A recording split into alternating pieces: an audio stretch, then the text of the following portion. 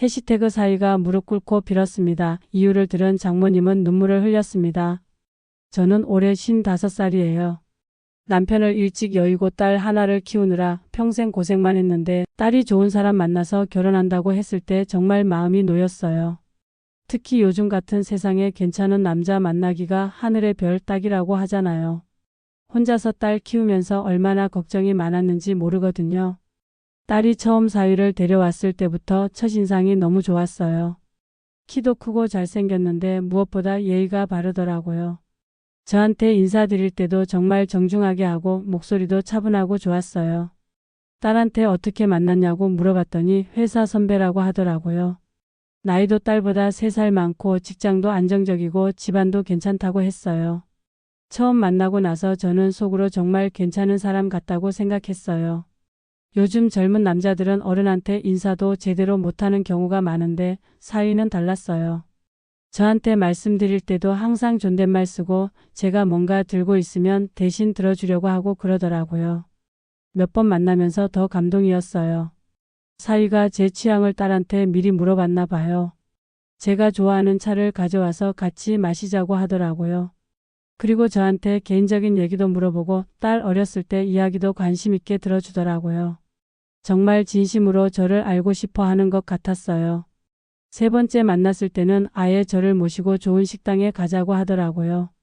딸한테 미리 물어봐서 제가 좋아하는 음식으로 예약까지 해놨더라고요. 식당에서도 제 의자 빼주고 메뉴 고르는 것도 도와주고 정말 세심하게 챙겨주더라고요. 저는 그때 이 사람이면 내 딸을 맡겨도 되겠다고 생각했어요. 연애할 때도 정말 좋았어요.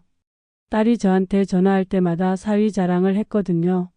데이트할 때 어떻게 챙겨주는지, 깜짝 선물은 또 어떻게 준비해주는지 그런 얘기들을 재미있게 해주더라고요.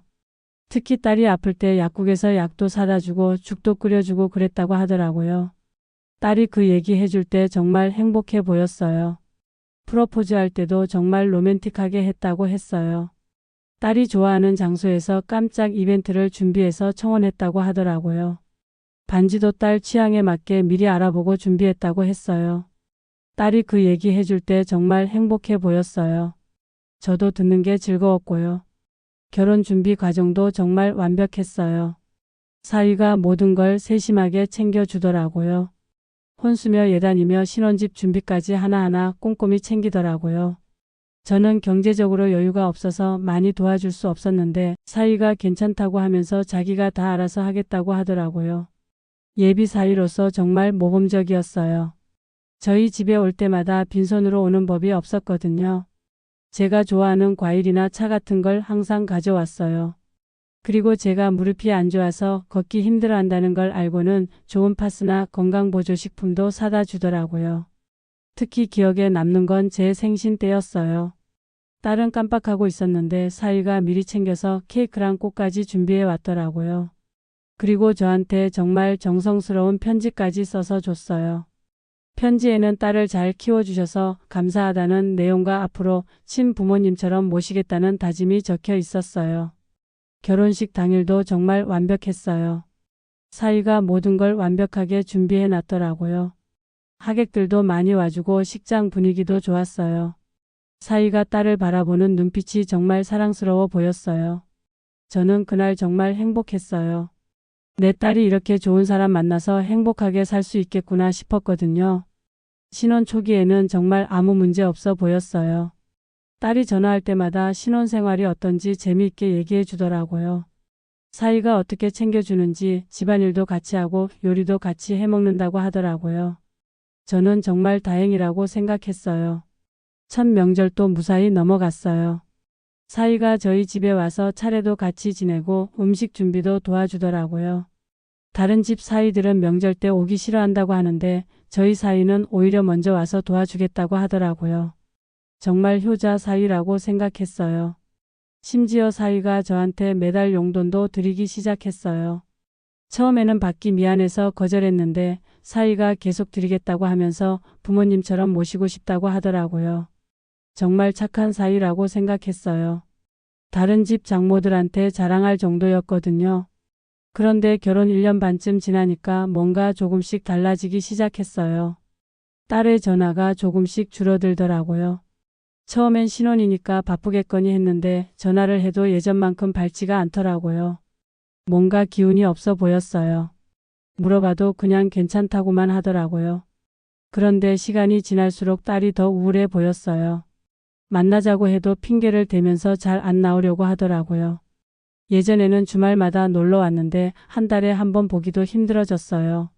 뭔가 이상하다는 생각이 들기 시작했어요. 그러다가 딸이 임신했다는 소식을 들었어요. 정말 기뻤죠. 첫 손주잖아요. 딸도 기뻐하는 것 같았고 사위도 정말 좋아한다고 하더라고요. 저는 드디어 할머니가 된다는 생각에 설렜어요. 임신하면 기분도 좋아지고 딸이 다시 밝아질 거라고 생각했어요. 임신 초기에는 정말 좋았어요. 딸이 전화할 때마다 뱃속 아기 이야기를 해주더라고요. 입덧이 심하긴 하지만 행복하다고 했어요. 사위도 임신한 딸을 정말 잘 챙겨준다고 하더라고요. 병원도 같이 가고 영양제도 챙겨주고 그런다고 했어요. 그런데 임신 3개월쯤 됐을 때 갑자기 딸한테서 전화가 왔어요. 울면서 병원에 와달라고 하더라고요. 급하게 병원에 갔는데 딸이 유산을 했다는 거예요. 정말 충격이었어요. 그렇게 건강하게 자라고 있던 아기가 갑자기 없어졌다니요. 딸은 병원 침대에 누워서 계속 울고 있었어요. 의사 선생님 말씀으로는 특별한 이유 없이 자연 유산이 됐다고 하더라고요. 이런 일은 가끔 있는 일이라고 딸 탓이 아니라고 하시더라고요. 하지만 딸은 자기 탓이라고 하면서 계속 자책하고 있었어요. 그때 사위는 출장 중이라서 바로 못 온다고 했어요. 지방 출장을 갔는데 급히 올라오고 있다고 하더라고요. 저는 딸 옆에서 달래주면서 사위를 기다렸어요. 딸이 너무 많이 울어서 제 마음도 찢어지는 것 같았어요. 사위는 2시간 정도 후에 병원에 도착했어요. 정말 급히 온 것 같더라고요. 딸을 보자마자 안아주면서 미안하다고 하더라고요. 자기가 옆에 없어서 미안하다고 앞으로는 더 잘 챙기겠다고 하면서 정말 안타까워하는 것 같았어요. 저도 그때는 일이 그렇게 겹칠 수도 있다고 생각했어요. 사위가 나쁜 사람이 아니라는 걸 아니까요. 중요한 출장이었을 수도 있고 미리 예정되어 있던 일일 수도 있잖아요. 사위도 정말 속상해하는 것 같았거든요. 하지만 유산 이후로 딸의 상태가 많이 안 좋아졌어요. 우울해하고 많이 말라가더라고요. 음식도 제대로 안 먹고 밤에 잠도 못 잔다고 하더라고요. 자꾸 자기 탓이라고 하면서 자책하고 있었어요. 저는 딸이 너무 걱정됐어요. 그런데 시간이 지나도 딸이 나아지지 않더라고요. 오히려 더 우울해지는 것 같았어요. 자주 만나자고 해도 핑계를 대면서 잘 안 나오려고 하더라고요. 전화를 해도 금방 끊으려고 하고 구체적인 얘기는 안 하려고 했어요. 어느 날은 딸한테 전화를 했는데 계속 안 받더라고요. 오전부터 저녁까지 몇 번을 걸어도 안 받길래 정말 불안해졌어요. 혹시 딸한테 무슨 일이 생긴 건 아닌가 싶어서 잠을 못 잤어요. 다음 날도 딸이 전화를 안 받더라고요. 하루 종일 전화해도 안 받길래 너무 불안해서 집에 찾아가기로 했어요. 딸이 안 된다고 했지만 이 상황에서는 어쩔 수 없었어요. 혹시 딸이 혼자서 무슨 안 좋은 생각을 하고 있는 건 아닌가 싶었거든요. 딸 집에 갔는데 정말 이상했어요. 집에 불이 꺼져 있는 거예요. 그런데 딸 차는 주차장에 있더라고요. 집에 있는 건데 왜 불이 꺼져 있을까요? 벨을 눌러도 아무 대답이 없었어요. 정말 불안해졌어요. 다행히 딸이 비밀번호를 알려줬었거든요. 응급 상황에 대비해서요. 그래서 문을 열고 들어갔는데 정말 아무도 없었어요. 집 안도 정리가 안 되어 있었고 설거지도 안 된 그릇들이 싱크대에 그대로 있었어요. 사위한테 전화했더니 회사에서 야근한다고 하더라고요. 딸은 친구 만나러 갔을 거라고 하면서 곧 집에 올 거라고 하더라고요. 그런데 뭔가 이상했어요. 딸이 요즘 친구들도 잘 안 만난다고 했었는데 갑자기 친구를 만나러 갔다는 게 말이 안 됐어요. 그날 밤 11시쯤 딸이 갑자기 저희 집에 왔어요. 눈이 퉁퉁 부어서 많이 운 티가 났어요. 짐도 조금 가져온 것 같더라고요. 무슨 일이냐고 물어봤더니 처음엔 아무것도 아니라고 하더라고요. 그냥 엄마가 보고 싶어서 왔다고 하면서 오늘 여기서 자고 가도 되냐고 하더라고요. 딸이 샤워하고 나서 저랑 같이 앉아 있는데 계속 울더라고요. 뭔가 말하고 싶어 하는 것 같은데 말을 못하겠다는 표정이었어요. 저는 기다려줬어요. 딸이 준비가 됐을 때 얘기하라고 했어요. 한참 후에 딸이 입을 열더라고요. 엄마한테 할 얘기가 있다고 하지만 엄마가 실망할까 봐 말하기 어렵다고 하더라고요. 저는 딸한테 뭔 얘기든 괜찮다고 엄마는 딸 편이라고 말해줬어요. 딸이 한참을 망설이더니 결국 말하더라고요. 이혼을 생각하고 있다고요. 정말 깜짝 놀랐어요. 그렇게 좋아 보이던 부부가 왜 갑자기 이혼을 한다는 건지 이해가 안 됐어요. 사위가 바람을 피웠냐고 물어봤더니 그건 아니라고 하더라고요. 그럼 뭐가 문제냐고 하니까 딸이 또 한참을 망설이더라고요. 그러더니 울면서 말하기 시작했어요. 사위가 집에서는 완전히 다른 사람이라고 하더라고요. 저한테 보여주는 모습과는 정반대라고 했어요. 결혼하고 나서부터 사위가 딸을 무시하기 시작했다고 해요. 신혼 초기에는 그래도 좀 괜찮았는데 시간이 지날수록 더 심해졌다고 하더라고요.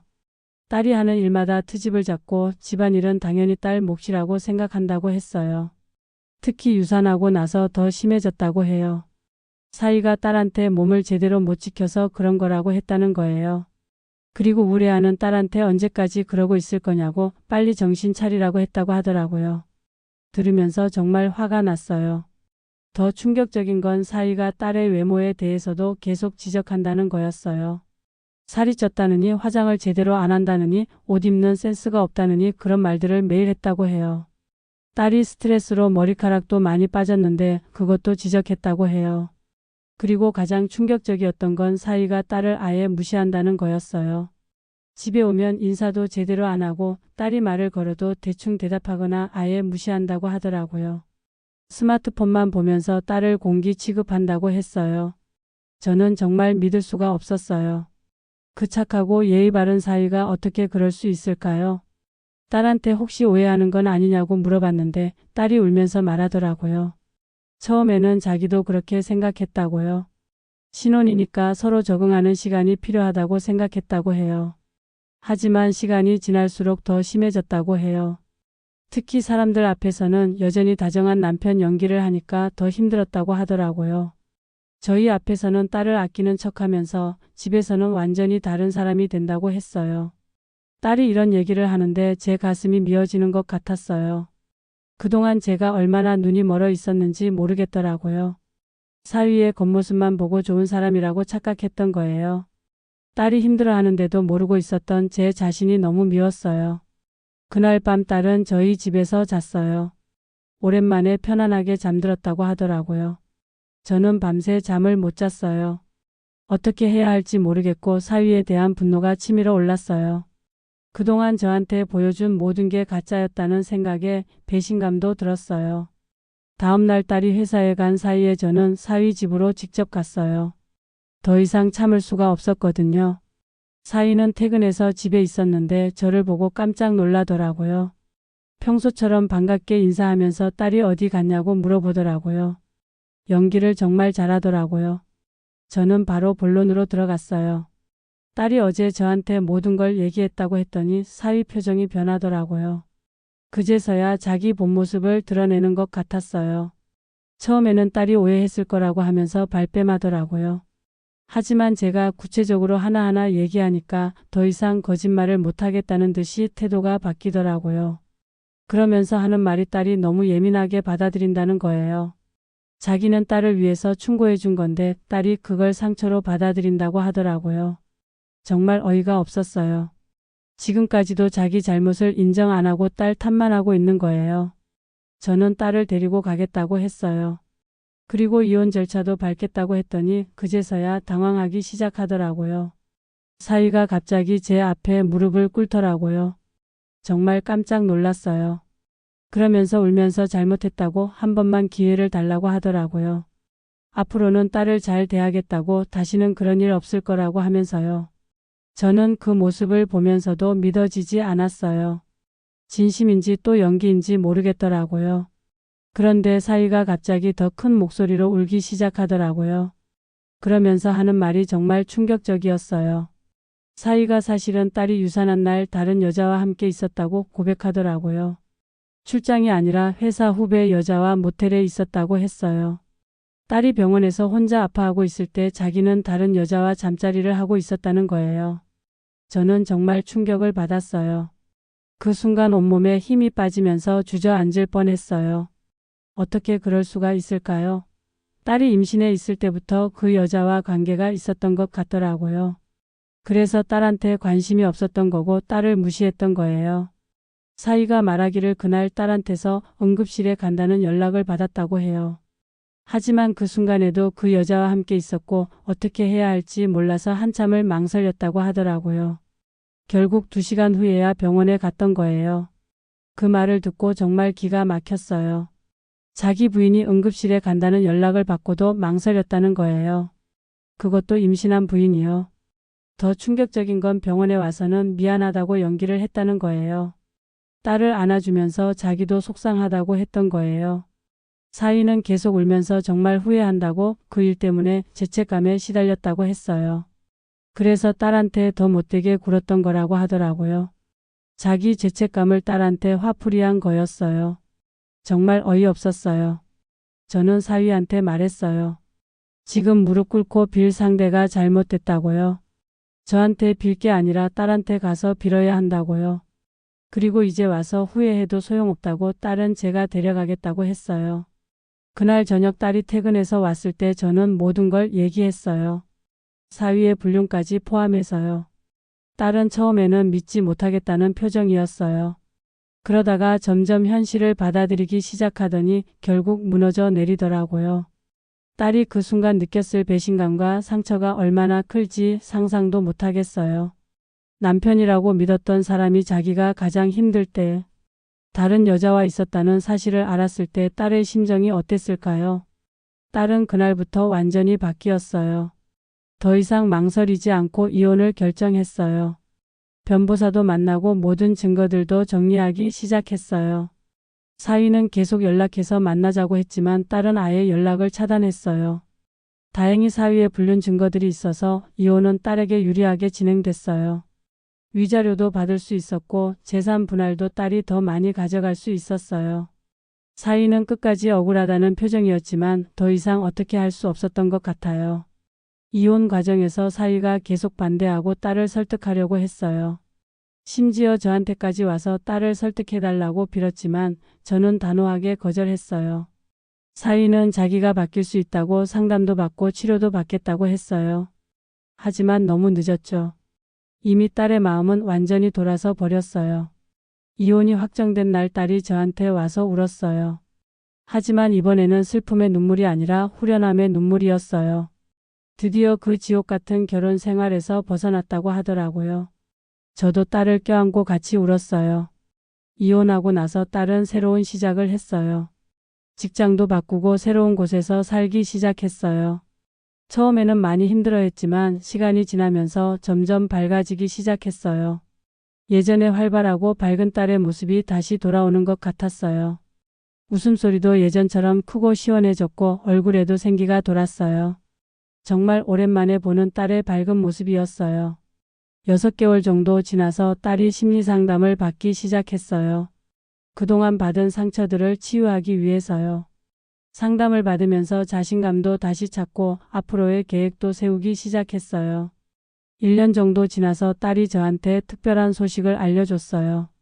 입양을 결정했다고 하더라고요. 혼자서도 충분히 아이를 키울 수 있다고 새로운 가족을 만들고 싶다고 하더라고요. 정말 자랑스러웠어요. 딸이 많은 고민을 했다고 해요. 혼자 아이를 키우는 게 쉽지 않다는 걸 알지만 사랑이 필요한 아이에게 따뜻한 가정을 만들어주고 싶다고 했어요. 그리고 자신도 새로운 삶의 의미를 찾고 싶다고 하더라고요. 입양 과정도 쉽지 않았어요. 여러 가지 심사를 받아야 했고 준비할 것도 많았어요. 하지만 딸이 정말 열심히 준비했어요. 육아에 대해서도 공부하고 집도 아이가 살기 좋게 꾸미고 그랬어요. 드디어 입양이 성사됐을 때 딸이 정말 기뻐했어요. 7살 된 여자아이였는데 정말 예쁘더라고요. 처음에는 낯가림도 했지만 딸이 정말 사랑으로 대해주니까 금세 적응했어요. 지금 딸은 그 아이를 정말 사랑으로 키우고 있어요. 진짜 엄마가 된 것 같더라고요. 아이도 딸을 진짜 엄마처럼 따르고 있어요.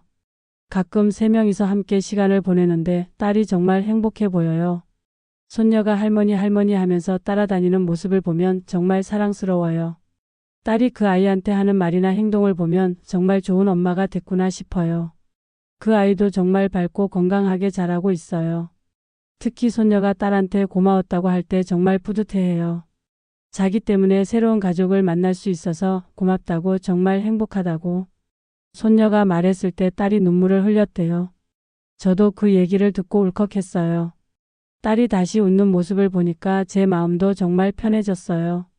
그동안 딸이 얼마나 힘들었을지 생각하면 지금도 가슴이 아프지만 이제는 정말 행복하게 살고 있으니까 다행이에요.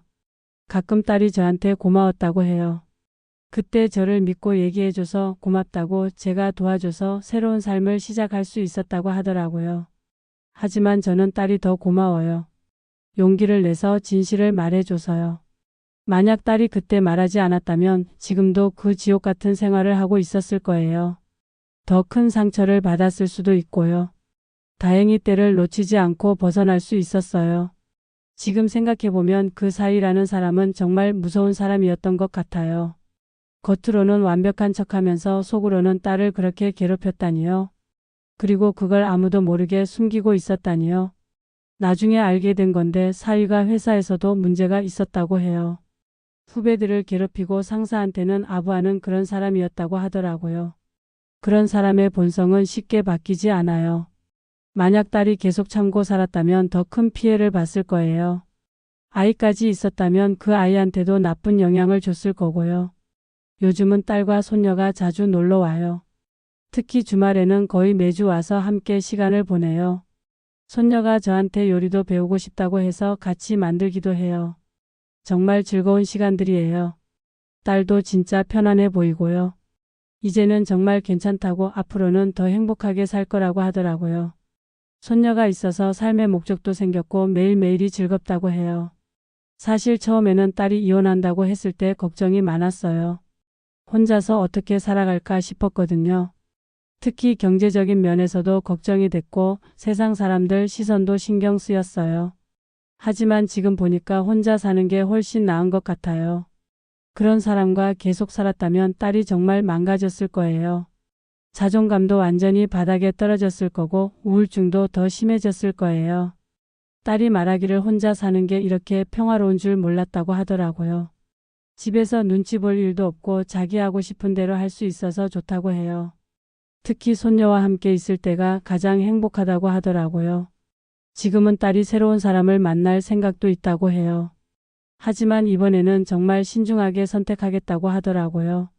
무엇보다 손녀를 진심으로 사랑해 줄 수 있는 사람이어야 한다고 했어요. 저도 이번에는 겉모습만 보고 판단하지 않을 거예요. 진짜 딸과 손녀를 소중하게 생각하는 사람인지 꼼꼼히 살펴볼 거예요.